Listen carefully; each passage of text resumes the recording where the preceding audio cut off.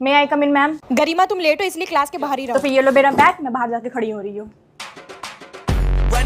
तुमने मॉर्निंग में मेरे ऊपर बैग क्यों फेंका? मैम आप ही ने तो बोला था बाहर जाके खड़ी हो जाओ। अब मैं कंधे में बैग डाल के थोड़ी ना खड़ी हो जाती। और ये तुम्हारे सर पे पफ क्या कर रहा है? मैम ये पफ नहीं है, हेयर स्टाइल है, आप नहीं समझोगी। और ये तुम्हारे ऊपर के दो बटन क्यों खुले हुए भाई? गर्मी है, तुम भी तो बैकलेस पहन के आती हो, हमने कुछ बोला? एक तो तुम 4 दिन स्कूल आती हो और 4 दिन नहीं, घर पे क्या करती रहती हो? 4 दिन स्कूल आती हो, उसी में शुक्र मनाओ। हर टाइम मेरे पीछे पड़ी रहती हो।